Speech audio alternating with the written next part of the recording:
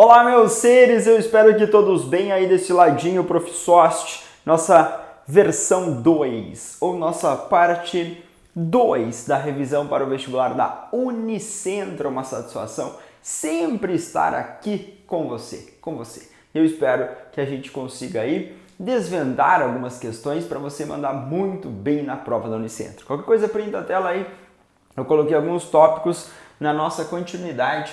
Se você não assistiu a parte 1, vá lá, assista a parte de número 1. Se você não é inscrito no nosso canal ou inscrita, se inscreva, deixe seu like, a sua pergunta. O mais rápido a gente responde você para você fazer uma excelente prova na Unicentro. Na versão 1 da revisão eu coloquei aqui no finalzinho ideias sobre a evolução. Evolução é sinônimo de mudança. Para Charles Darwin, descendência com modificações. Na ideia da teoria da seleção natural, eu preciso me preocupar em sobrevivência e depois em reprodução. As populações vão apresentar variabilidade genética ou diferenças entre os indivíduos da população. E essa variabilidade genética é essencial para que ocorra a seleção natural. E a variabilidade genética nas populações que têm reprodução sexuada, ela vai ser dada pela recombinação gênica, que é a mistura ali dos alelos na população, pela segregação independente, crossing over, isso vai misturar. Mas nós teremos as famosas mutações que vão criar novos alelos. E você lembra que o alelo é a forma mutante dos genes. O gene é uma pequena receita. E aí a gente vai conseguir ver formas mutantes dessa receita. Então os alelos são criados através das mutações. A gente pode chamar de mutação gênica, mutação cromossômica.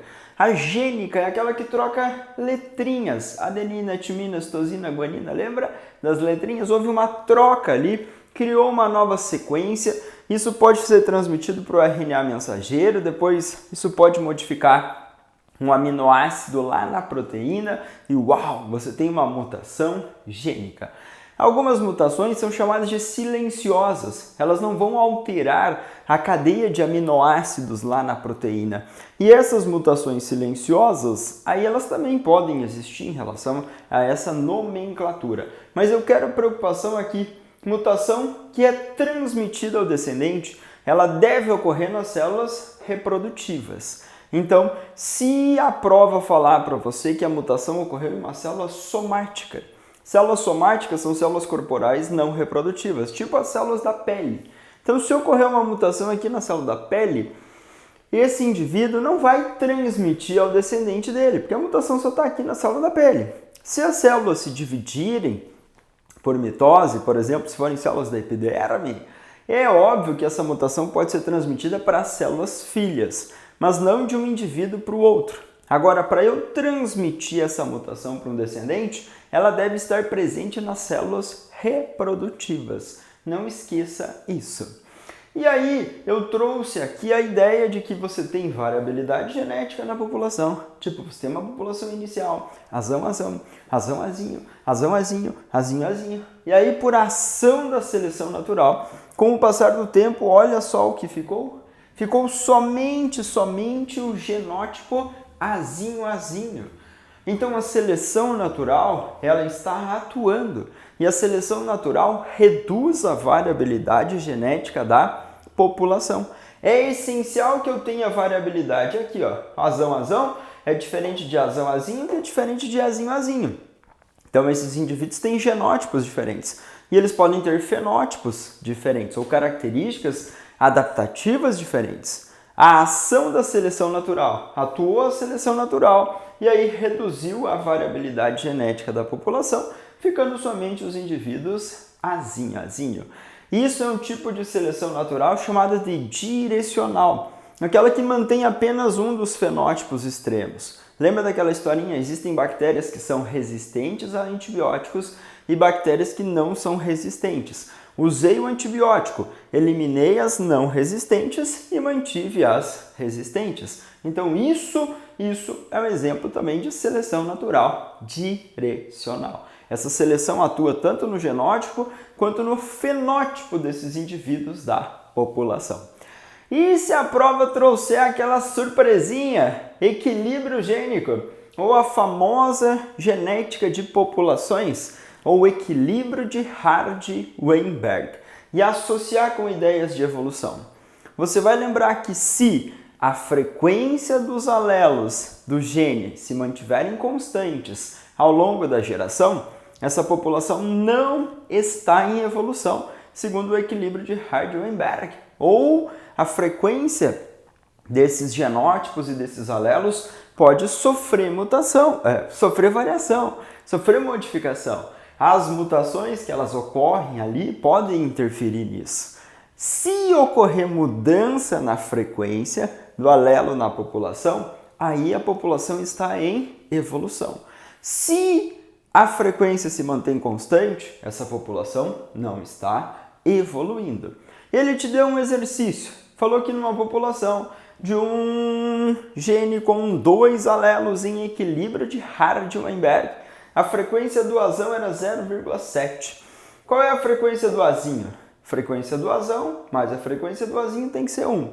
Lembra que o Hardy-Weinberg chama de P, frequência do azão, Q, frequência de azinho, e o azão mais azinho tem que dar 1 ou 100%. Então a frequência do alelo azinho vai ser 0,3. Agora, ele pediu para calcular a quantidade de indivíduos homozigotos dominantes. Homozigoto dominante, você vai usar o P ao quadrado, então você vai colocar aqui o azão. O azão é 0,7 ao quadrado, isso vai dar 0,49. Mas ele pediu a frequência SOST dos heterozigóticos. Para calcular o heterozigoto, você vai usar esse pedacinho da fórmula 2pq. 2 vezes 0,7 vezes 0,3. 2 vezes 0,7, 0,21. 2 vezes 0,7. 2 vezes 0,7 dá 0,14. Ou vai direto, 0,3 vezes 0,7, 0,21 vezes 2, 0,42. E Q quadrado para calcular o azinho. Q ao quadrado, 0,3 ao quadrado dá 0,09, que é 9%. Então aqui você vai ter 9% da população, 42% e aqui 49%, se a gente resolver matematicamente. Se a frequência se mantiver constante nas próximas gerações e nas próximas, essa população não está em evolução. Agora, se eu alterar a frequência, aí sim nós teremos uma variação alterando a frequência. Azão vai ser 0,49 ou 49%. Não apareceu aí porque está cortada a minha tela, me perdoe, mas é azão, 0,7 ao quadrado, vai dar 0,49 ou 49%. 2 vezes azão vezes azinho, 2 vezes 0,7 vezes 0,3, vai dar 0,42 ou 42%. E o azinho, 0,3 ao quadrado, 0,09 ou 9%. Se na próxima continuar assim, essa população não está em evolução. Ah, mas houve uma alteração na frequência. Por quê? Porque estão ocorrendo mutações, porque está ocorrendo seleção natural, porque pode ocorrer migrações, entrada de indivíduos na população, saída de indivíduos da população, e isso alterar a frequência desses alelos na população. Então, cuidado, vai que eu estou arriscando aí uma surpresinha nas ideias evolutivas junto com o teorema de Hardy-Weinberg ou genética de populações. E eu fui para uma outra parte aqui em cima que é a ideia de genética molecular. Olha para o DNA ali no esqueminha e esse DNA tem uma capacidade de originar novas moléculas de DNA. Esse fenômeno nós chamamos de duplicação ou autoduplicação. Lembra daquela palavrinha que a duplicação é semi-conservativa. Sempre que eu olho para essa molécula de DNA tem 2 fitas. Na duplicação, nós temos enzimas que vão quebrar as ligações de hidrogênio. Entre adenina e timina tinham 2 pontes ou ligações de hidrogênio. Adenina e timina, 2 pontes ou ligações de hidrogênio. Guanina e citosina, 3 pontes. E aí vem uma enzima chamada helicase e vai quebrando essas ligações para auxiliar a separação da fita. Vem uma outra enzima chamada DNA polimerase e usa a fita para a construção da nova fita. Então você tem uma duplicação chamada semiconservativa, porque a DNA polimerase usa uma das fitas para construir a fita nova. Então, uma molécula de DNA separada libera duas fitas, cada uma das fitas serve de modelo, a DNA polimerase vai fazer leitura e aí a gente vê a construção de novas fitas. Um processo chamado semiconservativo, porque conserva metadinha da molécula. Se eu olhar para DNA formando RNA, isso eu chamo de transcrição. Aqui eu fiz o esqueminha da molécula de DNA, 5' 3', 3', 5', cadeias antiparalelas. No DNA eu tenho duas fitas, pelo menos nas células, né? Nos vírus pode ser uma bagunça, mas em células o DNA é dupla hélice. Você tem pareamento específico adenina-timina, guanina e citosina. Mas agora eu quero produzir o RNA mensageiro, ou nos eucariotos um pré-RNA mensageiro. 3', 5' fita, onde tem a timina, vai orientar adenina no RNA. Onde tem adenina, uracil ou uracila. Onde tem citosina, vai orientar guanina. Adenina, uracil ou uracila, guanina, citosina. Então aqui eu tenho cada 3 letrinhas. Lá do RNA mensageiro, nós chamamos de códon. Aí eu sei que você está estudando num nível muito intenso. Você lembra que nas células eucarióticas eu posso ter aquele fenômeno chamado de splice, que é você produzir o pré-RNA mensageiro. Lá nesse pré-RNA mensageiro existem os introns e os exons, Os introns são retirados nesse fenômeno chamado splice. Ficam só os exons, sequências que além de transcritas serão traduzidas. Então eu vou olhar para esse RNA mensageiro funcional, em cada 3 letrinhas do RNA mensageiro funcional, um códon. Nós temos o famoso códon AUG, que orienta o aminoácido metionina, que é o início da síntese de proteínas, que também você pode chamar de tradução. Então a tradução ou síntese de proteínas nas células eucarióticas, ela ocorre no citosol. Ela depende dessa informação contida no RNA mensageiro. Cada 3 letrinhas do RNA mensageiro códon. E esses códons vão orientar a sequência de aminoácidos na proteína produzida. Essa relação entre o códon e o respectivo aminoácido nós chamamos de código genético. O código genético ele vai ter lá na sua tabelinha de 64 códons. 61 orientam aminoácidos. 3 códons indicam o fim da síntese de proteínas. UAA, UAG, UGA. Fim da síntese de proteínas. Esse código genético é universal ou praticamente universal, com raras exceções, e esse código genético também é chamado de degenerado, porque o aminoácido pode ser orientado por mais de um códon. Nós temos aí exceção a metionina, exceção o triptofano, que não são aminoácidos chamados de degenerados. Eles são aminoácidos que têm apenas um único códon que os orienta. O código genético é chamado de degenerado porque a maioria desses aminoácidos tem mais de um códon que os orienta. Então, muito cuidado, vai! Duplicação de DNA nas células eucarióticas ocorre no núcleo. Transcrição nas células eucarióticas ocorre no núcleo. E a tradução vai ocorrer lá no citosol. Teremos o RNA mensageiro carregando a mensagem, o RNA ribossômico lá formando os ribossomos e o RNA transportador que carrega os aminoácidos. E aí no RNA transportador você tinha uma sequência de 3 letrinhas, anticódon. No RNA transportador, anticódon. No mensageiro, códon.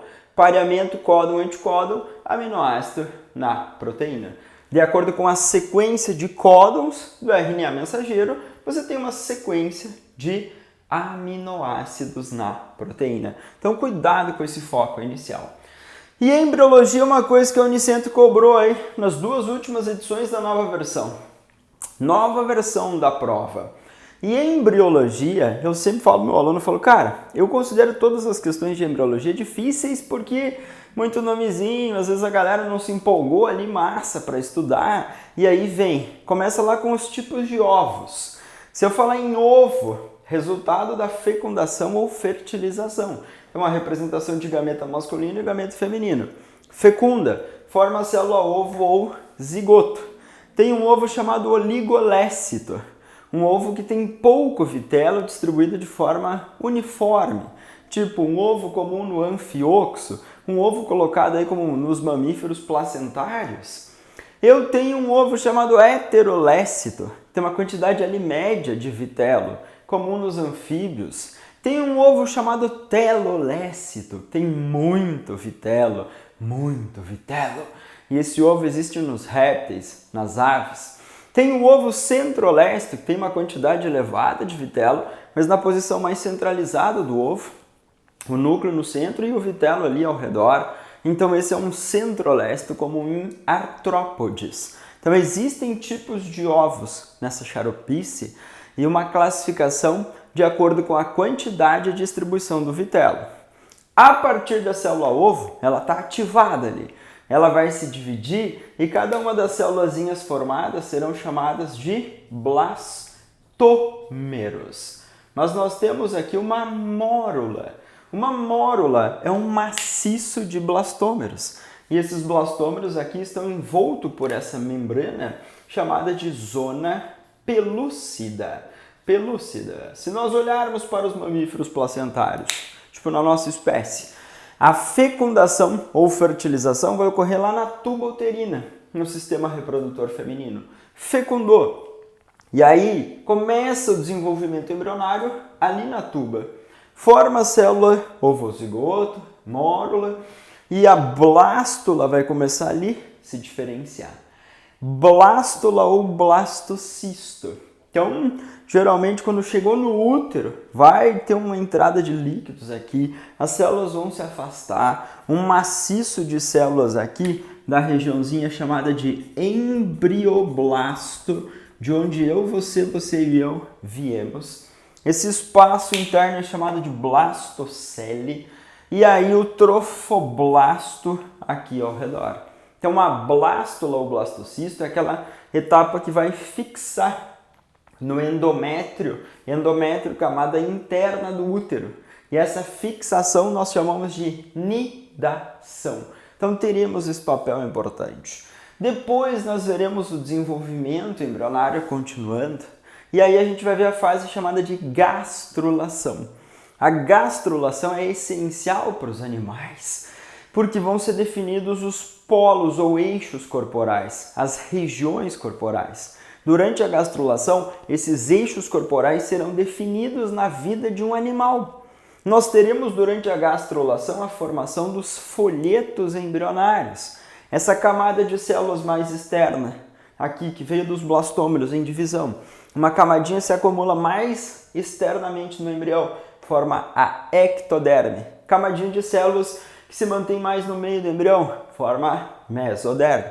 Camadinha de células que se mantém mais internamente no embrião, forma a endoderme. Então esses são os folhetos embrionários. Se o animal tem os 3 folhetos, ele é chamado de triblástico ou triploblástico.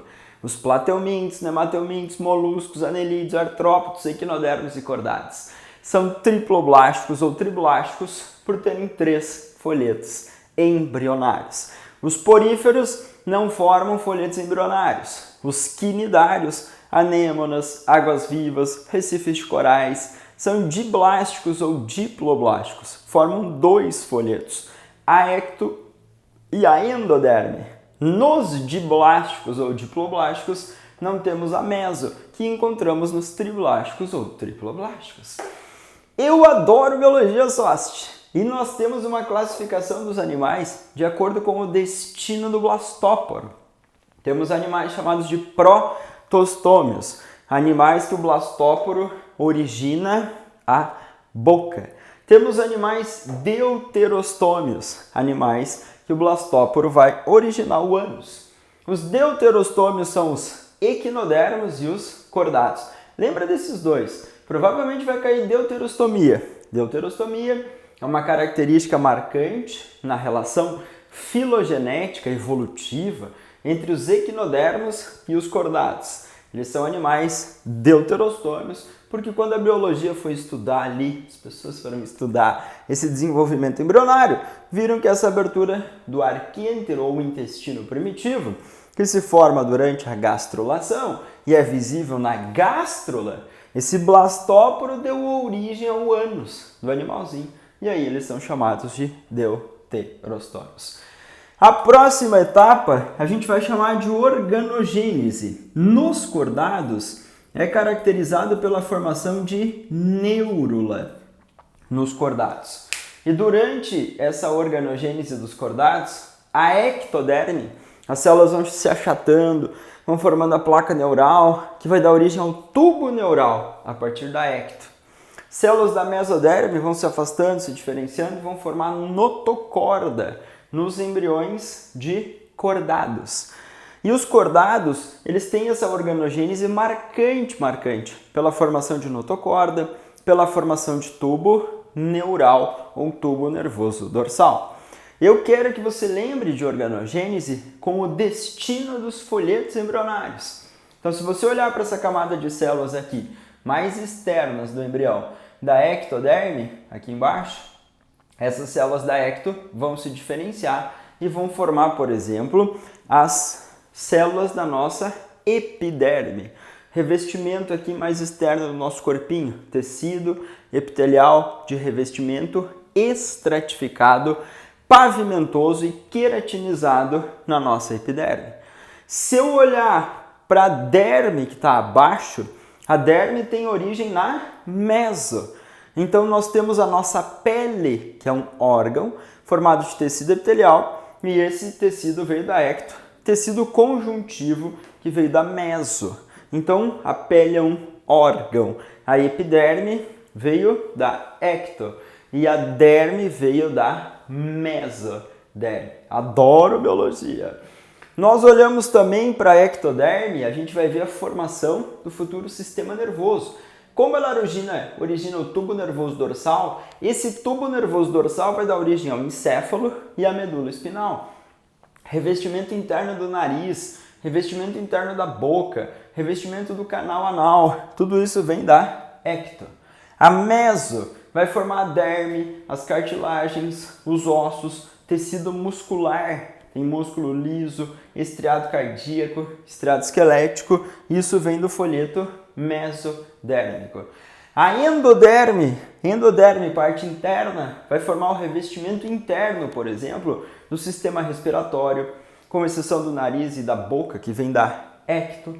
Vai formar revestimento interno do sistema digestório, epitélio do intestino, epitélio do estômago, dos pulmões. A gente vai ver origem na endo.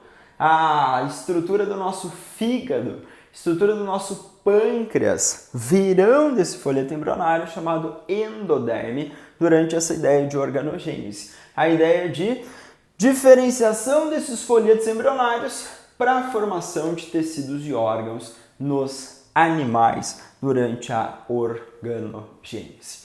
Na primeira parte da revisão eu fiz uma citação meio geral de doenças para você associar com algumas questões, mas aqui eu gostaria de umas especificidades.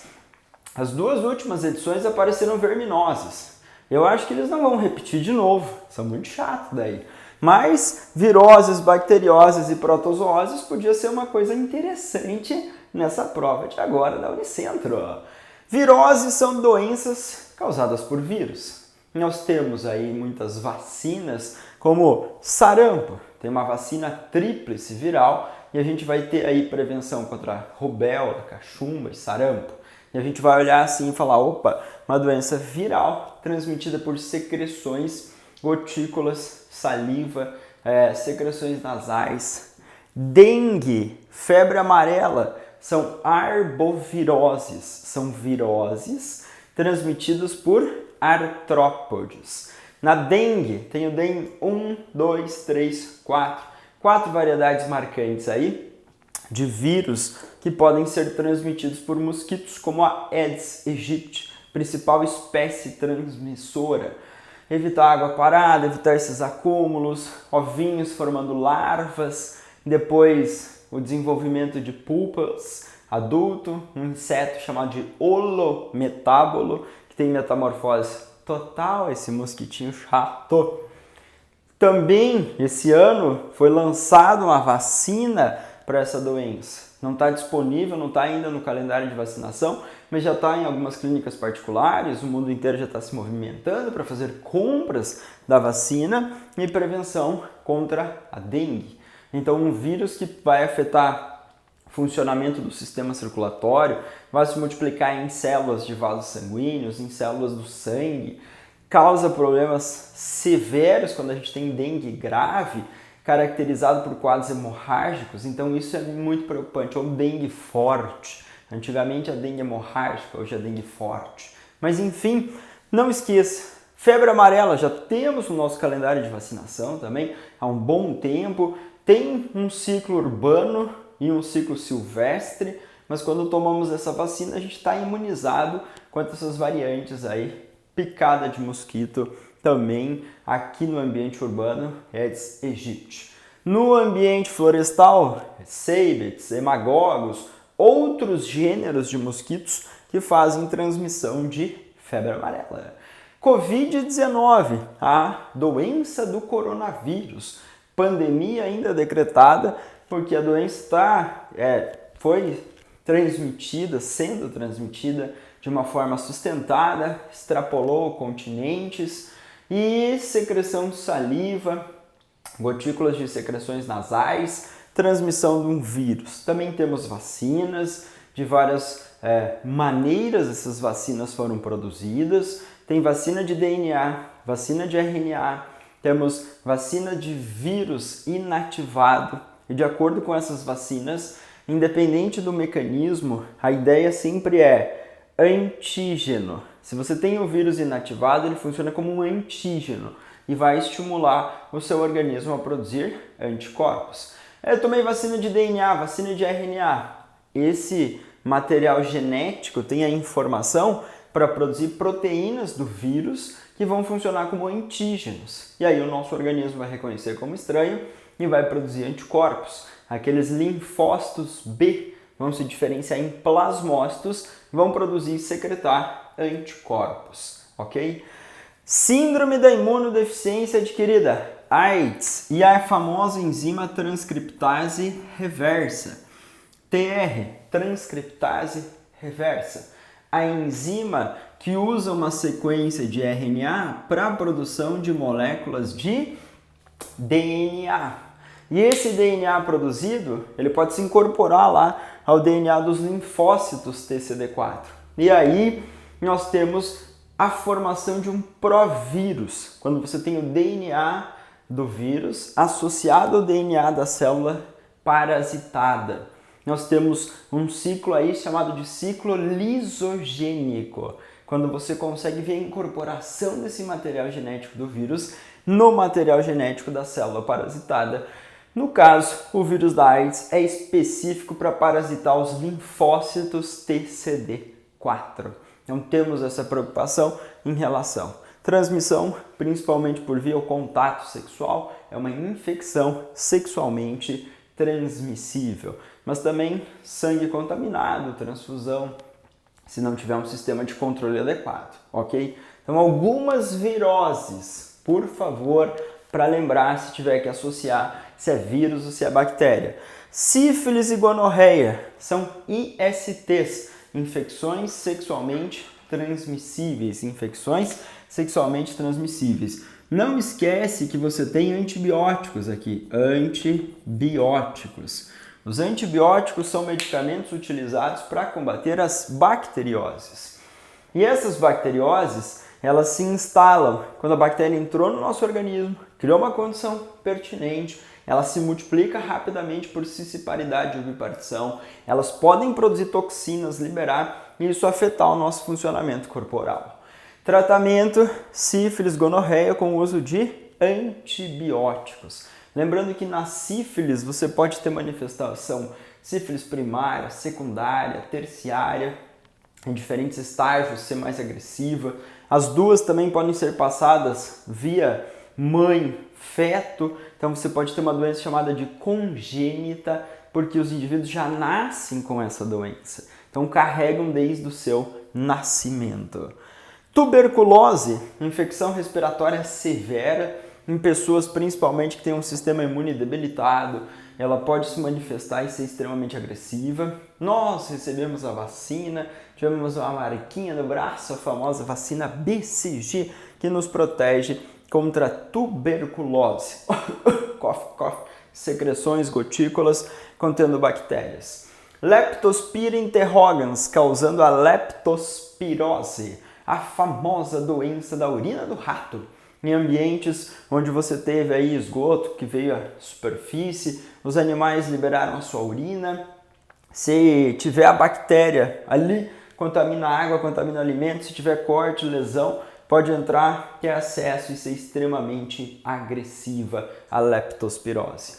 Tétano, também uma bactéria, Clostridium tetani, que vai se manifestar, pode promover paralisia muscular, paralisia de músculos como da respiração, as contrações espasmódicas, extremamente agressiva na doença conhecida como tétano. Existe uma vacina chamada tríplice bacteriana que previne contra o tétano, difteria e a coqueluche. Então a gente tem também uma manifestação. Posso ter a vacina como mecanismo de prevenção profilática.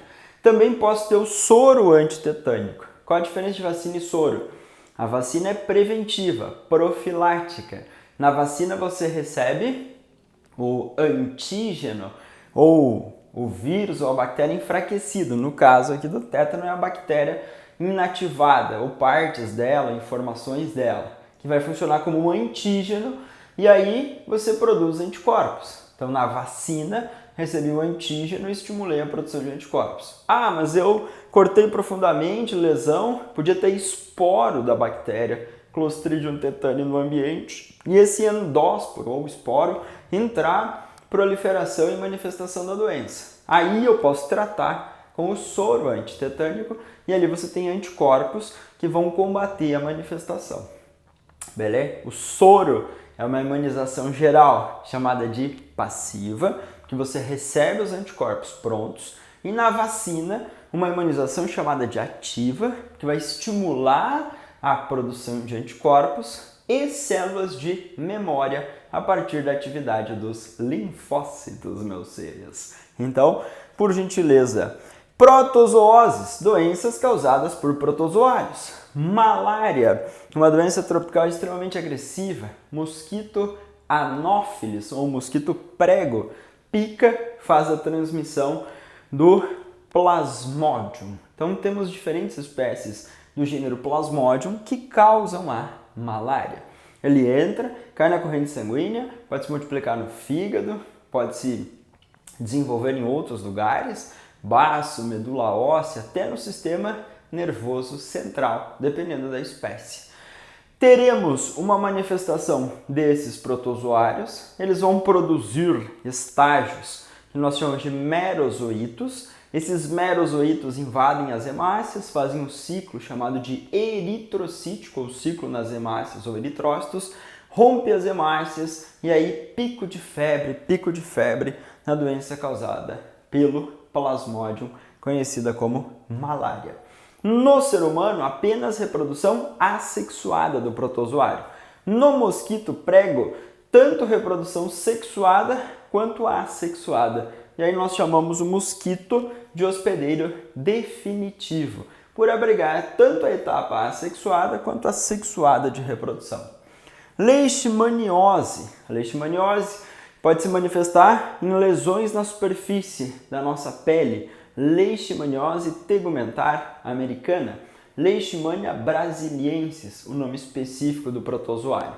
Transmitido por picada de mosquito, do gênero Phlebotomus, comum, Lutzomia, comum, picar e fazer transmissão. Popularmente, mosquito palha. E essa lesão se dá nos tecidos conjuntivos, principalmente na derme, nas cartilagens. Leishmania chagas, uma outra espécie transmitida pelos mesmos mosquitos, flebótomos, e causa lesões em órgãos internos. E aí a gente pode ter uma letalidade ou uma agressividade severa, leishmaniose, chamada visceral, que se manifesta em órgãos internos, causada pela Leishmania chagas.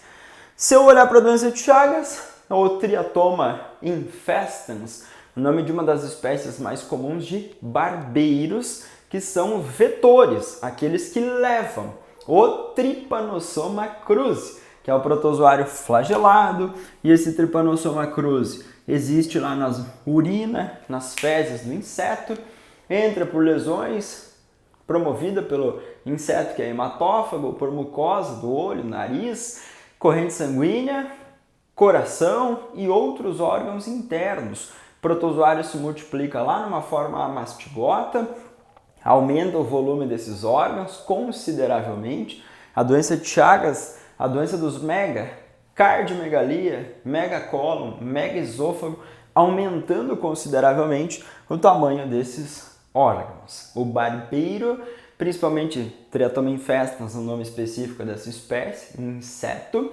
faz a transmissão através de fezes e urina. Está lá o Trypanosoma cruzi. Então esses seres aqui, vírus, bactérias, protozoários, sendo parasitas e causando doenças consideráveis. É óbvio que eu vou pensar na ecologia, desequilíbrios ambientais, alteração de ambientes naturais, redução de espécies que são sentinelas nos ambientes, queimadas, uso de substâncias químicas nos ambientes, tudo isso promovendo fortes desequilíbrios, contribuindo com o surgimento de novos vírus, novas bactérias, porque nós humanos invadimos mais esses ambientes naturais, estamos constantemente daí com esses micro-organismos.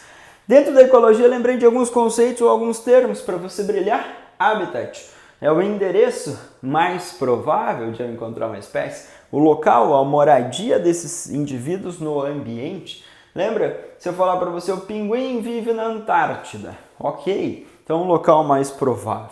Mico-leão dourado, Mata Atlântica, principalmente em estados na região sudeste do Brasil. Ok, habitat. Agora, descrição do modo de vida da espécie, ou o papel que ela empenha no ecossistema. Isso é um nicho ecológico. O que ela faz, quando ela faz, como ela faz, com quem ela faz. Todos os fatores bióticos e abióticos que interferem na sobrevivência da espécie fazem parte do seu nicho ecológico. Então eu posso pensar nos parasitas, nos predadores, eu posso pensar do que ele se alimenta, eu posso pensar no ciclo de reprodução, quantos filhotes deixa por ano, enfim, tudo isso fará parte do modo de vida da espécie, ou seja, é a descrição do seu nicho ecológico. População é o conjunto de indivíduos de uma mesma espécie numa área geográfica. Então, eu estava lá estudando a diversidade da Mata Atlântica e vi 26 papagaios da cara roxa no ambiente. Então aquilo é uma população. Agora, eu vi que tem papagaio da cara roxa, eu vi que tem algumas palmeiras, de onde se extrai o palmito, eu vi que tem espécies de insetos, de anfíbios em grande quantidade. Uau, isso é uma comunidade ou biocenose. O conjunto de diferentes populações, espécies diferentes naquele ambiente. Se eu olhar para o potencial biótico de uma espécie, eu estou olhando para o potencial reprodutivo, o potencial de crescimento no gráfico, aquela linhazinha que vai aumentando. O potencial biótico, o potencial da reprodução ou reprodutivo, na ausência de fatores de resistência do meio. Resistência do meio é tudo aquilo que impede o crescimento da população. Então você tem lá aquelas dinâmicas de populações, densidade populacional, número de indivíduos pela área ou volume. O potencial biótico da espécie é elevado e a resistência do meio é baixa, essa população vai crescer, essa população vai aumentar. Lembra, se a taxa de natalidade é alta, se a taxa de imigração entrada superam mortalidade e imigração, essas populações tendem a crescer no ambiente. Então, a resistência do meio são todos os fatores que impedem o crescimento populacional. E o potencial biótico é o potencial reprodutivo, caracterizado pela ausência desses fatores de resistência e aí a população poder crescer nesse ambiente. Galera, eu espero ter contribuído com vocês e que vocês olhem para a prova e falem, poxa, estava assim, estava tranquilo, a gente revisou, está bem fresquinha aqui a matéria. Eu espero que vocês façam uma excelente prova da Unicentro e depois vocês me avisem por aqui quantos acertos tivemos. E daqui uns dias, nome na lista de aprovados. Um abraço a todos vocês, um bom estudo até a Unicentro e uma excelente prova.